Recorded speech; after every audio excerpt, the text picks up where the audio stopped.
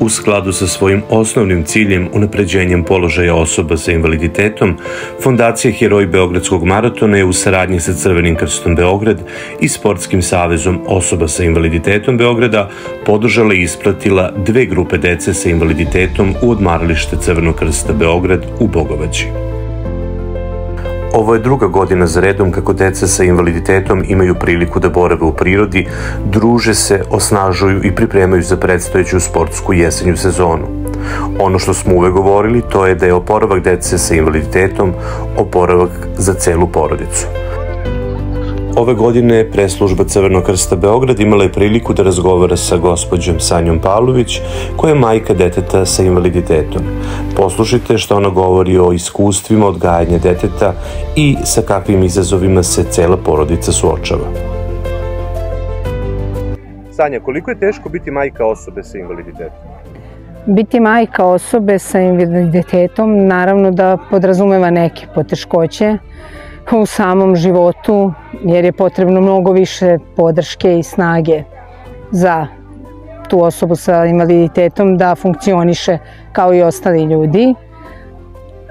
Ali majčinska ljubav je velika i to nikada nije teško. Kada i u kojim momentima kažete ja ne mogu više? Naravno da dođu momenti kada čovek kaže ja ne mogu više i to se najčešće dešava kada naiđu teže faze u razvojnom putu moga deteta konkretno i kada su izazovi preveliki zaista i mnogo znači onda podrška koju dobijamo i od same porodice, ali i od SOSIB-a i ostalih fondacija koje nas podržavaju. Koliko vam onda znači ta podrška koju imate sa predstavnicima SOSIB-a? Da li je ona se svodi na konsultacije, komunikaciju, gde tražite neki savet vezan za pravilan pristup? Opišite nam više tu komunikaciju.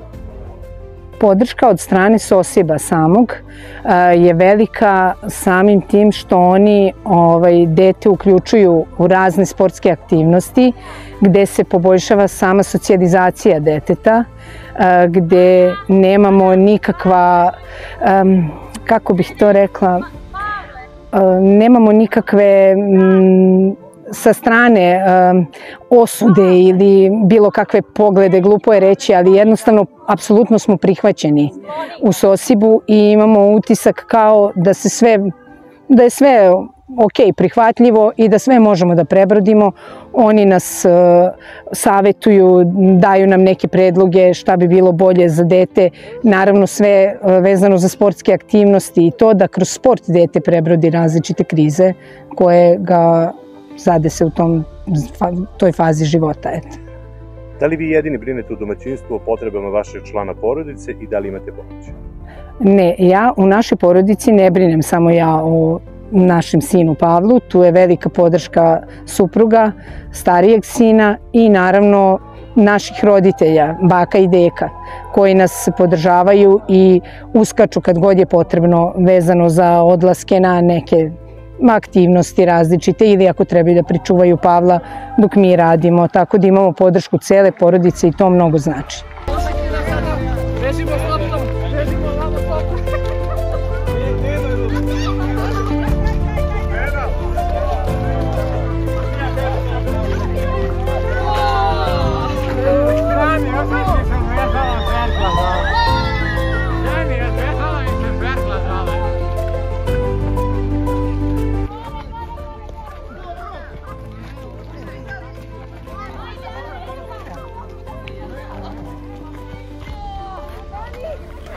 Izbor osoba sa invaliditetom koji će biti upućeni na oporavak u Bogovađu vršio je SOSIB, a ovakav proces osigurava da podrška stigne do onih kojima je najpotrebnija.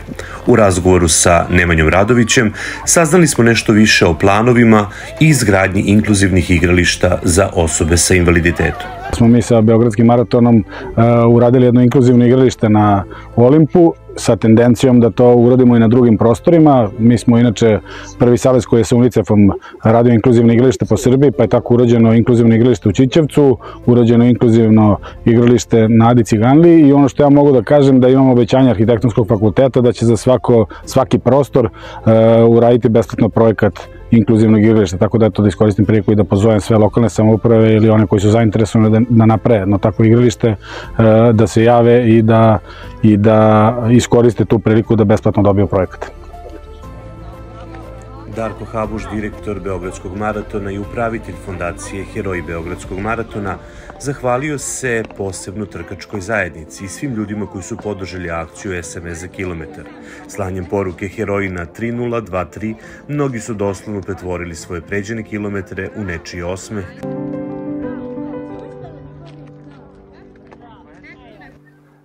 Najviše volimo kad nam dođe leto, zato što se tada posvetimo fondaciji Heroji Beogradskog maratona i kada provodimo vreme u Bogovađe, ovo drugu godinu za redom, sa decom. Bila je prva grupa početkom jula meseca 44 klinaca koji su boravili ovde.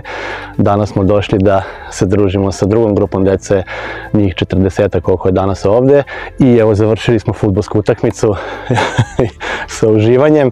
Tako da, još eto, jedna godina je za nama, gde u saradnji sa Sportskim savezom osoba sa invaliditetom i Crvenog krsta Beograda i svim našim, da kažemo, trkačima i učesnicima svih trka Beogradskog maratona tokom godine, kroz našu čuvenu akciju sada već SMS za kilometar i prikupljanje sredstava na taj način, doprineli smo da se i danas i početkom jula meseca na ovom mestu nađe blizu 100 klinaca korisnika Sportskog saveza osoba sa invaliditetom i da provedu kvalitetno vreme sa svojim trenerima i što je najbitnije odvojeni, da kažemo, od roditelja, gde je značaj na njihovoj socijalizaciji, osamostaljivanju, razvijanju nekih veština. Danas smo bili iznenađeni devojčicom koja je otpevala fantastično jednu pesmicu, onako što se kaže na prazno, a večeras ih očekuju karaoke, tako da i mi od njih svaki put naučimo nešto novo. Nadamo se da ćemo iz godine u godinu, što se i dešava i to nam je bio cilj, da osnažimo osobe sa invaliditetom i njihove roditelje,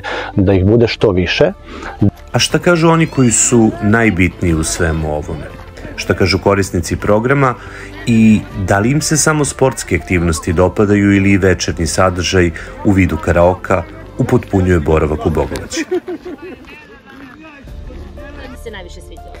Pa sviđa mi se kako se družimo, pevamo, igramo i spavamo. I šta ćeš da pevaš večeras na karaokama? Pa ne znam, vidjet ću. A voliš da pevaš? Da.